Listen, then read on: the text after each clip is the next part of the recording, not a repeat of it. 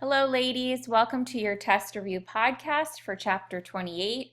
We'll be covering art of the late 18th through mid 19th century. Quickly, we'll take a look at our map. A lot of the art we studied from this period was in France. We talked a lot about the French Revolution and how that affected the art world. We looked at a lot of politically charged artwork, specifically that of the painter David. So I will review that with you. Then we moved to England. We looked at a couple landscape paintings, some grand manner portraits from England. We also spent a lot of time in Spain studying the art of Francisco de Goya. So I will review that with you as well. And finally, we looked at some artwork that was done in the United States of America, specifically the Hudson River School. So I'll review that as well. The thing we did not get to in class was the beginnings of photography. I also did not get to talk about architecture. So I will try to cover that in this podcast, or I will make a separate podcast for that. Just as a review, these are the important events during the late 18th and early 19th century that you need to be aware of.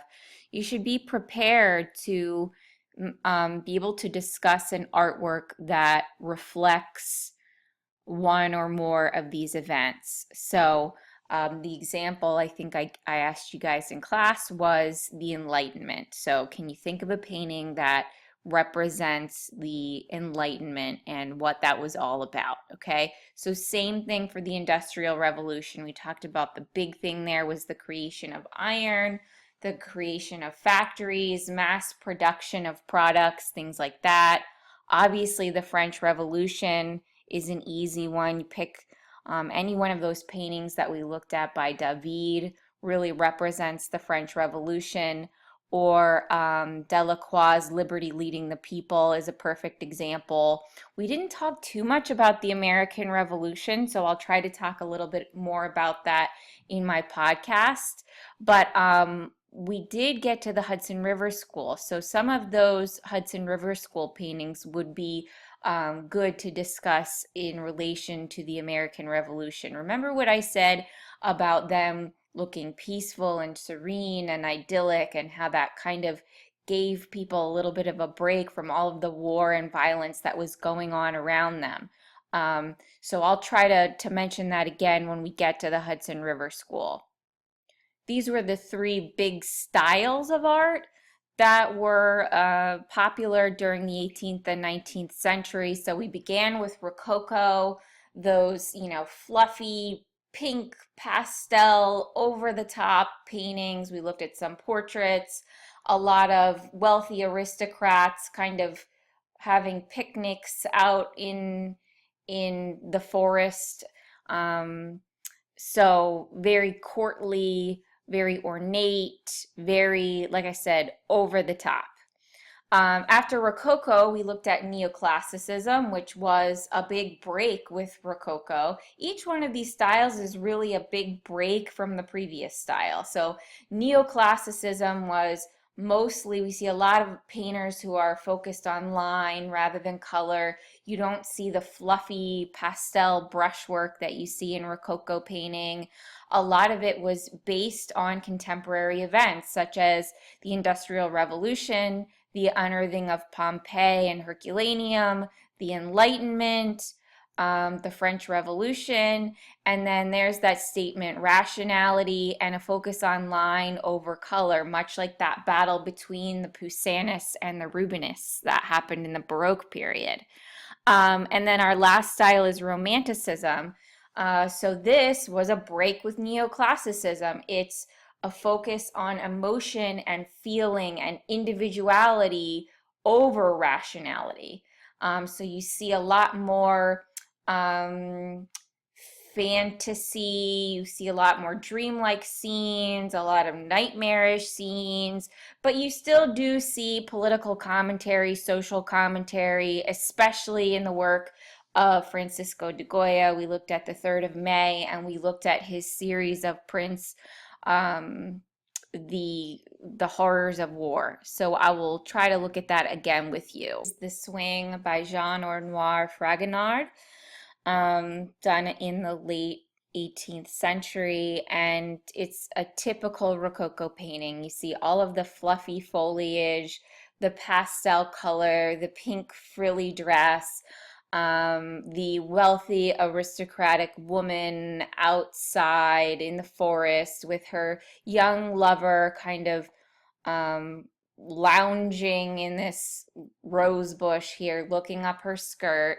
So it's this very creepy, very frivolous, very sexually charged painting with a lot of different things going on in here. So if you didn't get a chance to watch the Khan Academy video, I highly recommend that because they zoom in on the little Cupid statue that's kind of holding his finger up to his lips, and the tiny shoe that she's kicked off. So I do recommend that you watch the video so that you can get a better view of all of those details. After we talked about Rococo, we talked about the Enlightenment, which is, basically this period where people focused on scientific data and the scientific method and kind of rejected religion. We looked at a bunch of paintings and we did not see any of that religious subject matter that was popular in the Baroque period and in the High Renaissance. You'll see a lot of paintings with diagrams of things or scientific models or human anatomy or things like that. And that's, the influence of the Enlightenment. I also compared it to the idea of humanism that came about during the High Renaissance, this focus on the self, this focus on learning and education and the study of history and things like that. So the Enlightenment is really just like a heightened version of that. And you have all of these famous scientists who we still study today, people like Pascal and Newton, become famous during this time. You also see during this time the growth of cities and the growth of the working urban class. You also see a lot of factories become established, and that was all part of the Industrial Revolution. So another part of the Enlightenment was this idea of the taste for the natural, which was coined by Jean-Jacques Rousseau, who really opposed the French royalty. He rejected the style of Rococo painting, and he thought that art and literature should be focused more on the natural world and more on science. Okay, so a great example of that, which we looked at in class, is Derby's A Philosopher Giving a Lecture at the Orrery, which you have this group of students who are learning about the planets orbiting around the sun. We also compared this to Caravaggio's paintings because of the stark tenebrism, that use of dark and light going on. You should definitely know about Elizabeth Louis Vigée-Lebrun self-portrait that we talked about briefly. She's looking out at us, which is uncommon for portraits of females. She was also a painter for the French royal court. She's painting a portrait of Marie Antoinette in this painting. So very important work. Obviously, it's a required work by the College Board, so you should be familiar with this self-portrait. This is Hogarth's breakfast scene, part of a series of paintings, this satirical view of the upper class and their kind of mishaps, and we're seeing this married couple who is spent a night out on the town. They're hungover, their accountant is on the left, kind of throwing his hands up at the air, making fun of them. So just, this would be a great work to use in your essay, because your essay is going to be about art used as propaganda. So you could use this and discuss this as part of that essay. And also remember that this was part of a series of paintings that Hogarth did. He also made them into prints and was able to sell them and make a fair amount of money on them. The required work that we didn't get to talk very much about in class, it's actually a Spanish colonial painting from Mexico that depicts a family. The woman obviously has a dark complexion. She's wearing this traditional Mexican garb, while the husband looks very European. Um, at the bottom left, you see the maid holding their child. And really, the underlying theme here is supposed to convey this notion that one's racial makeup is tied to social status. So that's really what you need to remember about this painting. This was another painting from Spanish colonial Mexico that I didn't spend a whole lot of time on. It's a portrait of Sor Juana Inés de la Cruz by Miguel Cabrera, done in 1750. It's in oil on canvas. And it's pretty cool because it's a painting of a nun, and she's not only showing that her religion is extremely important to her. She's holding on to this rosary here, and obviously wearing a traditional habit that a Mexican nun would wear. But she's in a library. She's surrounded by books. She has an open book in front of her.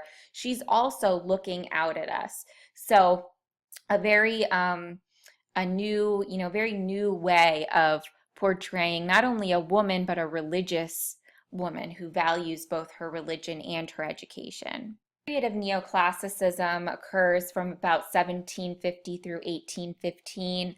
And some important parts of neoclassical art that you need to remember are the discovery of Pompeii and Herculaneum, and this kind of new obsession with classical antiquity based on the findings there. And then also this grand tour where people from the north, from countries like France, England, Germany, Flanders, Sweden, etc., take a grand tour of Italy, and they get to see all of the work that we studied in the High Renaissance, all of the work that we studied in ancient Rome, the Pantheon, the Colosseum, the Sistine Chapel, things like that. All of these wealthy people were able to see those things, and artists also took part in the grand tour and were very influenced by what they saw. We spent a lot of time talking about David, so I'm not going to talk too much more about him. I really recommend you watch the Simon Schama Power of Art documentary on him and do the extra credit worksheet. If you decide to do that, you need to hand it in on the test day, and I will give you extra credit on your test. It's a great movie, so if you have time, definitely check that out. And really be familiar with his Oath of the Horatii, Death of Marat. We talked about them a lot. And again, they're perfect examples for your essay, art used as propaganda. How are these commenting on contemporary events? And how are these commenting on the French Revolution in different ways? So I want you to think about that. Skipping along because I'm running out of time, obviously you are responsible for all of the required works, and any work that we talked about in class you need to know. So the rise of Romanticism comes about after the neoclassical period, and it's really a rejection of neoclassicism. It's this focus on feeling, focus on emotion, this focus on feelings over reason. And you have this famous quote by Rousseau, "Man is born free, but is everywhere in chains." So remember how Dr. Jean Ouellette was talking about art for art's sake, and artists should be able to create art based on what they feel and what they want, and not what a patron is paying them to paint. So that is really a reoccurring theme that comes about during Romanticism as well. I'm going to end with Turner. Again, if you have time, definitely watch this Khan Academy on the Slave Ship. This is one of his most well-known paintings. Turner was a contemporary of John Constable. Remember his landscape painting called The Hay Wain, which was very peaceful and idyllic looking, and a big break with all of these politically charged, violent paintings that a lot of the other European painters were coming up with. So Turner painted landscapes, but he painted them in a completely different way. He loved all of these textured brushstrokes, and he also incorporated that theme of the sublime, awe mixed with horror, and that's exactly what we're looking at here. So definitely watch the video on this. I'm running out of time, so I'm going to make another podcast, and I'll finish talking about Turner and also talk a little bit about photography. So I'll see you soon.